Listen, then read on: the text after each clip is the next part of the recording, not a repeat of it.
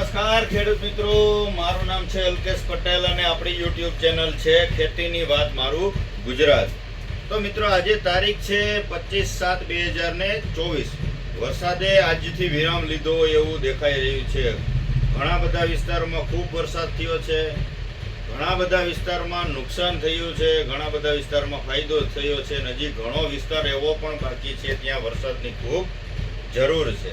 તો મિત્રો આપણે ભગવાનને પ્રાર્થના કરીએ કે આપણા આ બાજુના સૌરાષ્ટ્ર, જામનગર, રાજકોટ, જુનાગઢ, દેવભૂમિ, દ્વારકા આમાં ખૂબ વરસાદ પડ્યો છે, ફાયદો પણ થયો છે અને ખેતરના ધોવાણ થયા છે અને નુકસાન પણ થયું છે. તો આ બાજુથી ભગવાન વરસાદની કૃપા, ઓલી બાજુ જ્યાં નથી વરસાદ, સુરેન્દ્રનગર છે, ચોટીલા છે, મૂડી છે, થરાદ છે, આ બાજુ વરસાદ બિલકુલ ઓછો છે, ખૂબ ઓછો છે. એ બાજુ ભગવાન કૃપા વરસાવે એ ભગવાનને પ્રાર્થના.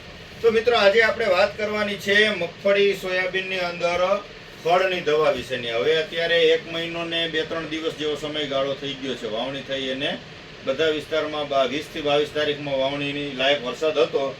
તો અત્યારે આજે 25 તારીખ એટલે 1 મહિનો ને 2-3 દિવસનો સમયગાળો થઈ ગયો છે. તો હવે મગફળીમાં ખળની દવા કઈ વાપરવી?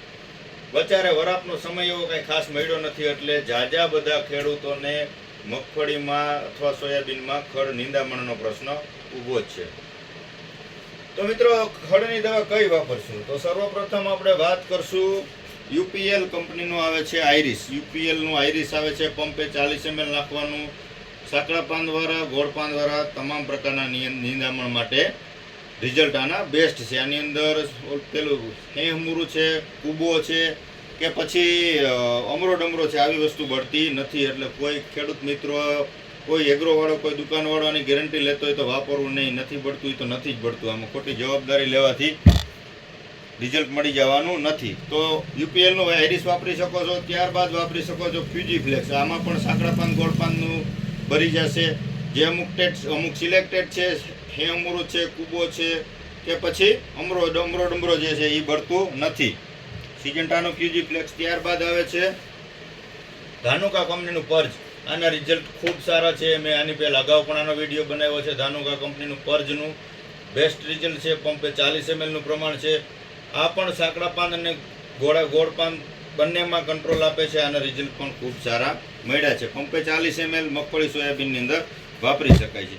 ત્યારબાદ આપણે વાત કરશું ઇમિજા. 70%. મગફળીમાં કોઈ પણ જાતનું આડઅસર, કોઈ પણ જાતની નુકસાન કર્યા વગર જો રિઝલ્ટ આપતી હોય તો ઇમિજા 70%.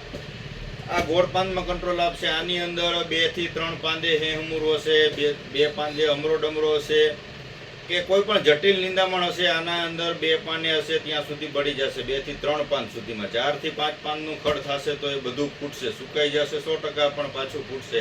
આ ગોળ પાનનું કંટ્રોલ આપશે. પછી તમે કોઈ પણ કંપનીનું ટર્ગા સુપર લઈ લેજો. આની સાથે 25 ml આ મિક્સ કરાવવાનું છે. આ પંપે 5 ગ્રામ, 10 પંપનો ડોઝ આવશે 50 ગ્રામ. આ 2 વસ્તુ વાપરવાથી સાંકડું પાન અને પટ્ટી પાન, ગોળ પાન, આ તમામ પ્રકારના નિંદામણ માટે બેસ્ટ ઓપ્શન છે. ખૂબ સારા રિઝલ્ટ છે. સિગ્માનું આવે છે સિગ ઇમિજા 70%. ઘણી બધી કંપની બનાવે છે, એવું નથી કે સિગ્માનું તમારે વાપરવું, પણ આના રિઝલ્ટ ખૂબ સારા છે. ઘણા બધા ખેડૂતોને વપરાયું છે અને સંતોષકારક રિઝલ્ટ મળ્યા છે. ટર્ગા સુપર તમે કોઈ પણ કંપનીનું 10%, 5% વાપરી શકો છો. યોગ્ય ભલામણ મુજબ તમે આનો 1 વીઘે 3 પંપ દ્વારા કોઈ પણ તમે ખડની દવા વાપરો. પટ્ટી નોઝલ વાપરવાની છે. 1 વીઘે 3 પંપ વાપરવાના છે.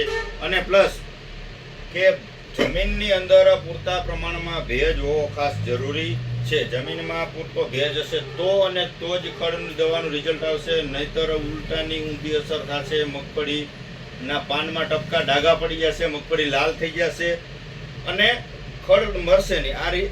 આ એક ચોક્કસ ધ્યાનમાં રાખવાનું છે. અત્યારે વરસાદી વાતાવરણ છે, તમારે જો મારવાની જ હોય તો 1 થી 2 દિવસની અંદરમાં ખડની દવા મારી દેવી, પછી આનો ઉપયોગ કરવો નહીં.